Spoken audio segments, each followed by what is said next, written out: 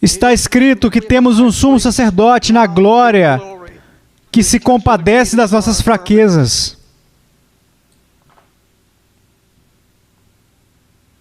Após a sua ressurreição, a Bíblia diz que Jesus apareceu aos 11 discípulos enquanto eles estavam à mesa. E ele os censurou, ele os repreendeu, em outras palavras, pela descrença e dureza de coração, porque eles não acreditaram naqueles que já o haviam visto após a sua ressurreição. Eles estavam em uma sala discutindo qual era o paradeiro de Jesus. Eles haviam sido avisados naquela sala de que eles eram a igreja de Jesus, eles eram os pilares da igreja. E eles estavam dizendo, não sabemos. E eles estavam cheios de dúvidas, o coração deles estava endurecido. Eles eram os que haviam andado com Jesus, ensinados por Ele e o amado. Este era o grupo de Jesus. Agora, pessoal, quero lhes dizer, ninguém pode te machucar mais do que aqueles que são mais próximos a você.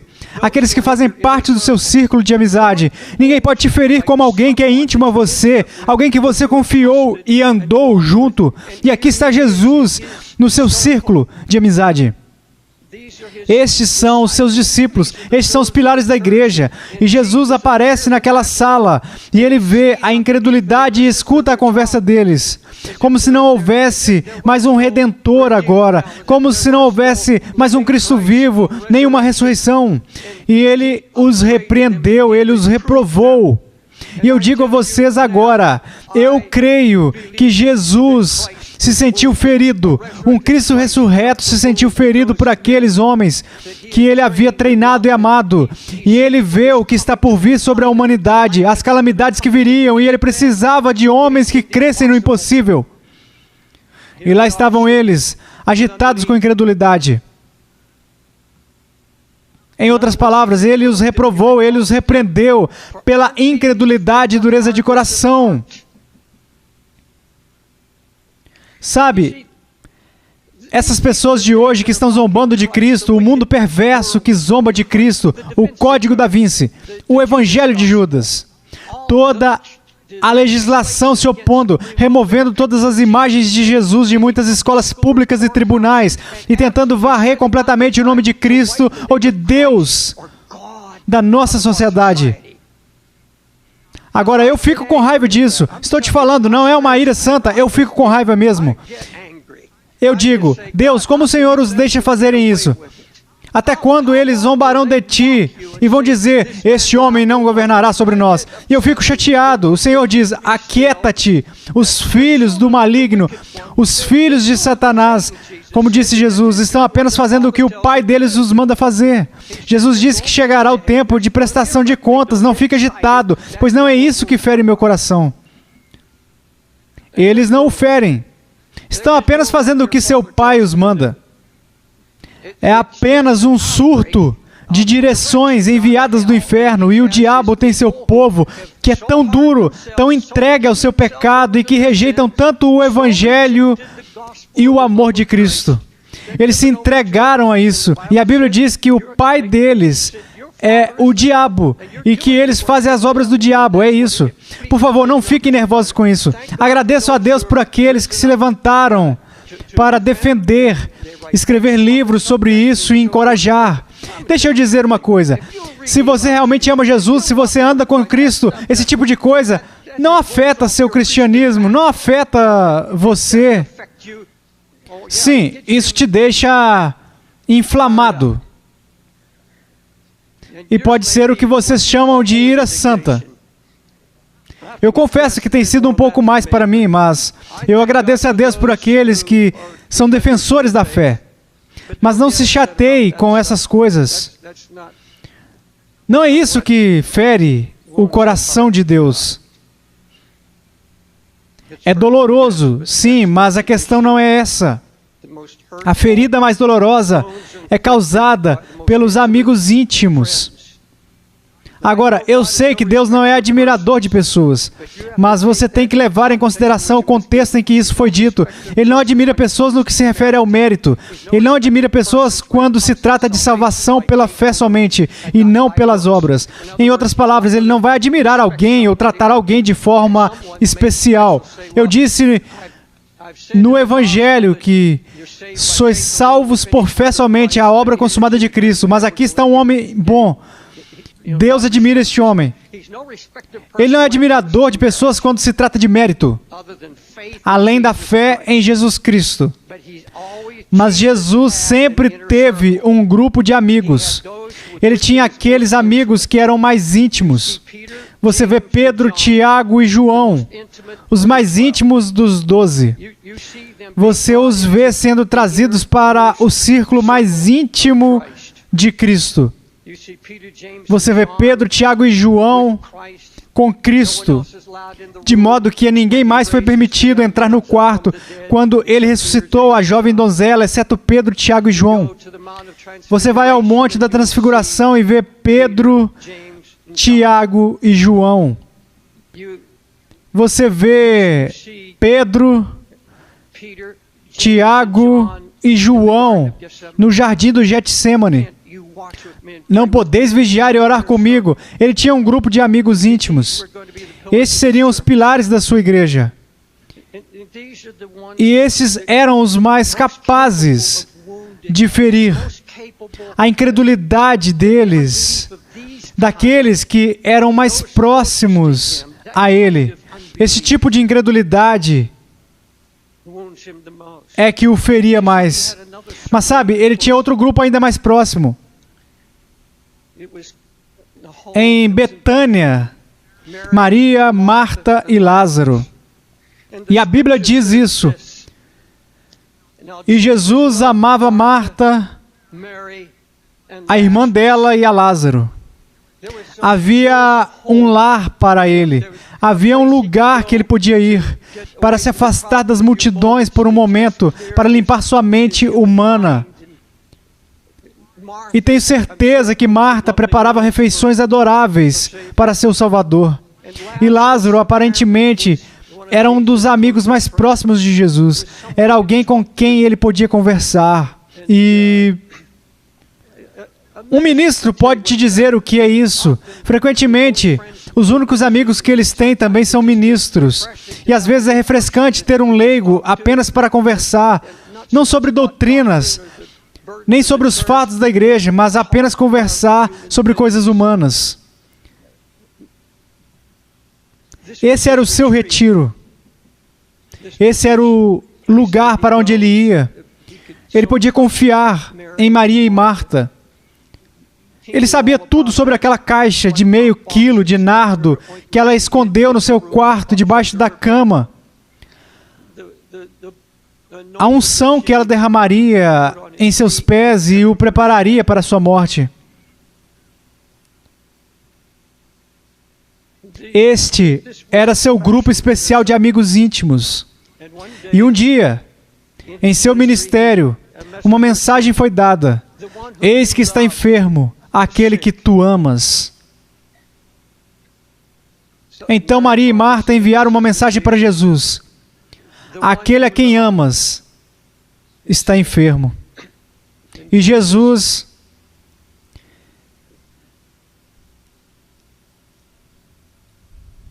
esperou por 2 dias antes que chegasse a mensagem de que Lázaro morreu. Ele não enviou nenhuma mensagem para eles. Ele permitiu que uma situação sem esperança virasse uma situação impossível. Ele deixou chegar em um ponto em que não havia nenhuma possibilidade humana de a situação ser mudada no que diz respeito à mente humana. E Jesus disse aos seus discípulos: por amor de vós, fico feliz de que eu lá não estivesse, para que acrediteis. Para que acrediteis. Agora imagine isso, por favor. Jesus permite uma situação para o crescimento em seu grupo íntimo. Eu não acho que isso pudesse ser confiado a alguém fora desse círculo, a alguém sem fé, a um crente de altos e baixos, quente e frio. Isso acontece àqueles que andam com Jesus, que são íntimos dele, que têm toda a sua vida envolvida com ele. Eles não são deste mundo. Eles não pensam como as outras pessoas. Não é porque eles são melhores que os outros, é porque eles gastam tempo com ele. Eles gastam um tempo de muita qualidade com ele. Eles andam com ele, com o coração tão entregue a ele e tão apaixonado por ele. E essa é a situação. Jesus permite que algo se desenvolva. Ele podia ter falado a palavra em qualquer momento e aquele homem sairia da sepultura. Ele podia ter feito isso. E Jesus disse, fico feliz por não estar lá. Sabe, pense nisso por um momento. Pense nisso. O que Jesus está realmente dizendo é que essa condição ainda não está consumada. Essa condição não é impossível o bastante. Porque, sabe, qualquer um pode crer que eu possa impor as mãos em um homem doente e ele ser curado, mas eu vou permitir. Eu vou permitir na casa do meu amigo Lázaro e dos meus queridos amigos uma situação que acabe em uma impossibilidade absoluta. Ele pôde dizer, fico feliz que não estava lá, pois ele sabia que o ressuscitaria. Ele sabia que a esperança estava lá. Mas veja, ele iria morrer em breve. Ele ainda estava tentando fazê-los acreditar na sua própria ressurreição. E ele disse, eu sou a ressurreição e a vida. E Marta percebe que já é o segundo dia e ele está fora de Betânia, que ficava a 3 quilômetros de Jerusalém, e ele correu para encontrá-lo. E ela diz, oh, se o Senhor estivesse aqui. Os discípulos estavam pensando no que Jesus disse, fico feliz que não estivesse lá. Para produzir uma fé inabalável. É o que ele estava dizendo, para nunca mais ser abalada novamente. Porque ele estava pensando, Marta, não se trata deste homem somente, ele vai viver e morrer de novo. Mas há tempos difíceis vindo, você enfrentará a morte, você enfrentará as situações que estão vindo sobre esta nação. Você crerá em mim por todas as coisas ou somente pela ressurreição do seu irmão? Nós queremos escolher, às vezes, que confiaremos em Deus. Mas as promessas que Deus fez, e as coisas que Deus disse a você, e a situação em que você se encontra neste momento, você acha que é impossível Jesus ter te confiado, ter colocado em suas mãos uma oportunidade? Ele te permitiu passar pela situação mais sem esperança e impossível, para que você pudesse encontrar pelo Espírito Santo uma fé que não se abalará quando você ligar o noticiário e ouvir sobre esse vírus da gripe aviária que sofreu mutações e se espalhou na Ásia, ou em outro país, ou na Turquia, e agora a nação inteira está em pânico. E o Senhor está dizendo, eu sei o que está por vir. Ele sabe o que está por vir a Jerusalém. Ele sabe o que está por vir a essas famílias. E Ele está tentando produzir para a igreja de Jesus Cristo, sua própria igreja, uma fé inabalável. Eu vou crer em Deus. Não importa o que o diabo faça. Não importa qual seja a calamidade. Eu terei um povo que crê e confia em mim. E Marta diz, se tu estivesses aqui,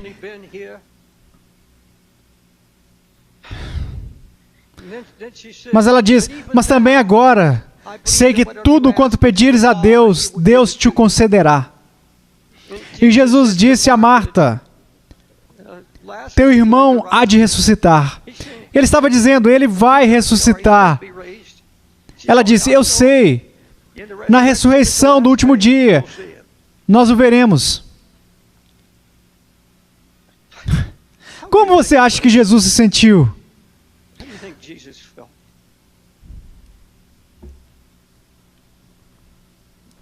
Sua amada família, seu círculo íntimo. Sabe, você pode crer que Deus é onisciente, você pode falar da majestade de Deus, você pode pregar, você pode testemunhar, pode contar a todos o quanto você crê que Deus é muito grande, muito bom. E aí, quando Deus permite uma situação que demanda uma fé inabalável, nós começamos a questionar. Nós dizemos, ó Deus, se o Senhor estivesse aqui, mas agora é tarde demais, as coisas saíram do controle. E a Bíblia diz que Marta partiu. Ela não perseguiu isso. Ela partiu. É isso que fazemos. Nós simplesmente partimos sem resolver o problema. Sem dizer, ajude-me na minha falta de fé. Nós vamos embora e nós o ferimos. Nós retrocedemos aos nossos caminhos duvidosos, temerosos e abalados. Então, enquanto ela ia embora, Jesus disse, por favor, diga a Marta para vir me ver.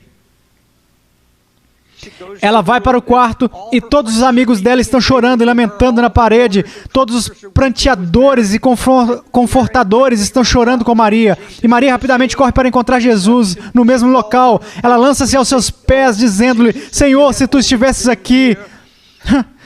E a Bíblia diz que ele comoveu-se em seu espírito.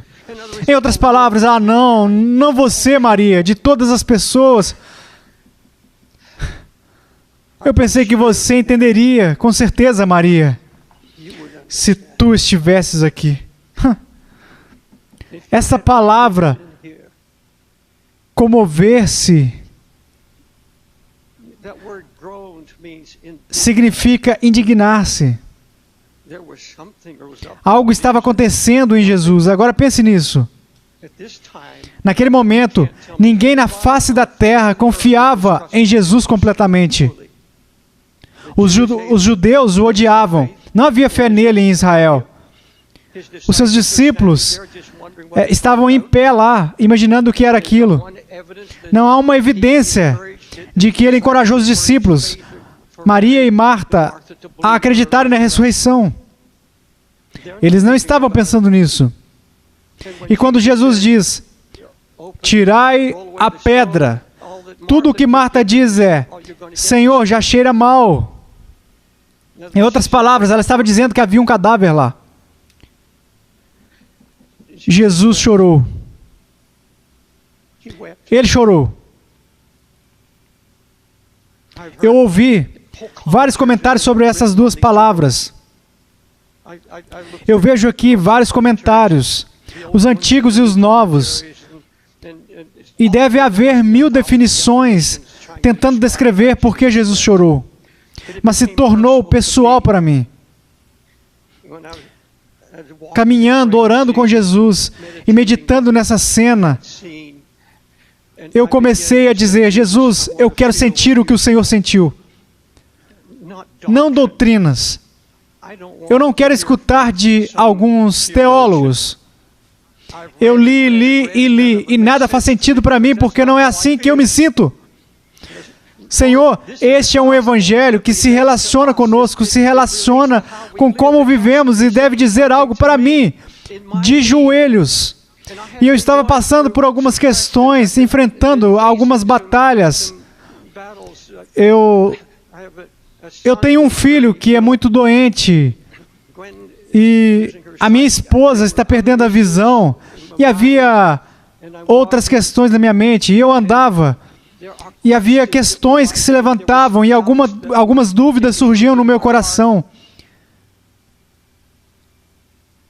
E eu disse, Senhor,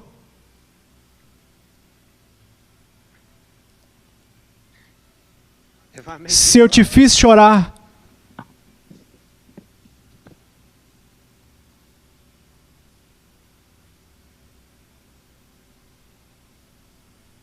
ele comoveu-se novamente no sepulcro.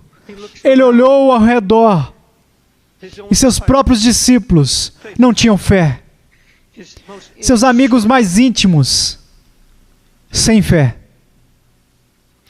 Jesus disse, quando ele vier, porventura achará fé na terra. Ele está prestes a vir. Onde está a fé? Onde está a fé inabalável? Onde está aquela confiança em Deus Aconteça o que acontecer, não importa o que eu enfrentar, Senhor, eu me rendo a Ti, pois sem fé é impossível agradar-te. E aquele que se aproxima de Ti, e é necessário que aquele que se aproxima de Deus creia que Ele existe e que é galardoador dos que o buscam. Onde estava a fé? Bem, eu imagino que quando aquele homem, Lázaro, saiu do sepulcro, atado, havia muito temor, havia muito... Eu sempre imagino para onde Jesus foi.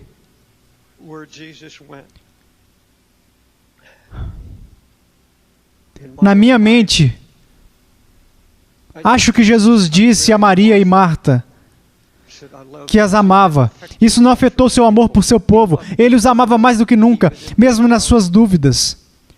Não se trata de perder a salvação. Não se trata de perder o amor de Cristo para mim e para você. Se trata de participar dos sofrimentos de Cristo, de que Paulo falou. E falando sobre como isso me ajudou. Quando as dúvidas me atacam hoje, quando começo a pensar, Senhor, onde Tu estás? Por quê? Eu penso na ferida que lhe causo, na lágrima que traga aos seus olhos, e eu retrocedo e falo, não, Senhor, não mais, não depois de andar 50 anos contigo. Não. Sabe, amigos, na minha idade, eu realmente não me importo com o que as pessoas acham da minha pregação.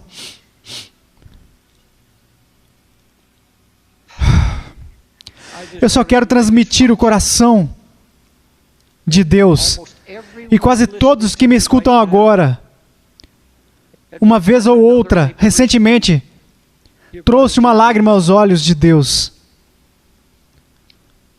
Sem intenção, sem malícia, você feriu o seu espírito, que nos ensinou as coisas do nosso sumo sacerdote. Se você é capaz de ignorar isso, eu não entendo. Se você não consegue examinar seu coração sob a luz do Espírito Santo agora e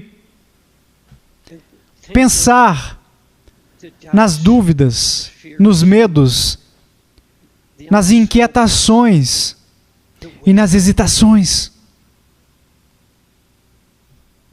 Se você considerou nesta manhã que nunca feriu a Deus, isso é provavelmente a pior ferida que você podia causar. E o que Ele prefere ouvir é, Senhor, perdoa-me. Esta é a oração que eu clamei. Eu tenho um lugar que eu ando, a 1 milha daqui, eu chamei de caminho de Emaús, porque não há ninguém por perto e é onde eu posso andar e conversar. Mas quando eu vi isso, eu comecei a chorar com Jesus, eu comecei a chorar e sentir seus sentimentos quando eu duvidei dele. E é isso que Ele quer de você, que seja capaz de entrar nesse sentimento. Cristo é um homem de sentimentos. Eu sei que andamos pela fé, mas te digo, você não pode esquecer nem ignorar os seus sentimentos. Os sentimentos estão aí, eles são naturais. Deus se regozija com você. Cristo se alegra com a sua igreja. Ele nos ama absolutamente. Ele ama você sentado nessa congregação. Mas você está enfrentando um momento muito difícil. E alguns de vocês, nessa igreja, neste momento, escutem-me. Você olha para isso e... só um milagre. Mas se Ele é Deus, Ele é Deus do impossível. E você precisa crer nisso. Eu preciso crer nisso. Eu declaro aqui diante de vocês que eu creio que o Deus que eu sirvo é um Deus de milagres. E Ele exige de mim uma fé viva. Fiquem de pé, por favor.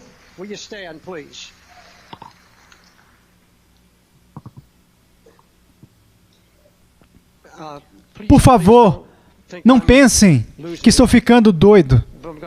Mas vou pedir para sentarem de novo. Agora, eu sinto muito mesmo. Se você acha que isso não se aplica ou que um Deus onipotente e onisciente não pode sentir dor e ferida suficientes para chorar. Mas aqui vai o convite que o Espírito Santo falou ao meu coração antes do culto que eu fizesse ao final da mensagem. Se eu fizesse um convite àqueles que estão lutando contra a incredulidade, se eu fizesse um convite àqueles que estão aqui, iria transbordar de pessoas. Se você sabe em seu coração que você fez Jesus chorar através de um episódio de incredulidade, algo que está criando raízes em seu coração, haveria muitos assim. Mas vou pedir para serem honestos diante de Deus, porque este é um tempo de arrependimento. Eu me arrependi da minha incredulidade. Me arrependi de ferir o meu Cristo. E eu digo, Deus, o inimigo virá, mas hoje eu sei o que acontece quando eu não confio em Ti. Eu sei o que faço contigo. E isso tem sido como uma proteção. Sou muito grato. E é isso que Deus quer, como resultado dessa mensagem, neste culto, nesta manhã. Então, vou pedir para vocês se levantarem por um momento. Onde você estiver, quero que se levante para orar e se arrepender. Se você honestamente disser, Pastor David, esta mensagem tocou no meu interior. Sim, na minha atual batalha, na minha luta atual, tem havido questionamentos, dúvidas e medos. E devemos nos arrepender disto. Estamos nos arrependendo diante de Deus. Este pecado é o pai de todos os pecados. Pai e mãe de todos os pecados. Incredulidade. Quem Jesus disse que o entristeceu? Foram os meus filhos que por 40 anos ouviram a minha verdade. Eles me entristeceram, me feriram. E ele diz, cuidado para não me entristecer com a sua incredulidade. E não a deixe atingir essa promessa inabalável, essa fé inabalável. Eu vou orar. E enquanto oro, se você tiver que se arrepender disso, quero que se levante e se arrependa agora, diante de um Santo Cristo. E creiamos que Deus liberará um espírito de fé. Pai, por aqueles no anexo que se levantaram e disseram, ó Jesus, Senhor, perdoa-me por te fazer chorar. Perdoa-me por ferir seu coração. Eu sei que me amas, mas Jesus, eu não tenho confiado em Ti. Perdoa-me, Senhor. Você pode dizer isso do seu coração? Apenas diga, Senhor, perdoa-me. Deus está mais que disposto a te perdoar agora. Pai, olhe para esta cena agora. Quase toda a congregação de pé diante de Ti. Senhor, Espírito Santo, por favor, te imploro, deixe-nos sentir sua dor. Deixe-nos sentir a dor que causamos a Ti, Jesus. Deixe-nos sentir e conhecer. Paulo chamou isto de participar dos sofrimentos de Cristo. Jesus, perdoa-me. Perdoa cada um de nós agora. Quantos acreditam que Deus é mais do que disposto a nos perdoar quando pedimos? Levante suas mãos. Agora vocês podem agradecê-lo pelo amor que Ele tem por vocês e por nós. Senhor, te damos graças, te amamos, te adoramos e te louvamos. Para aqueles que vieram à frente,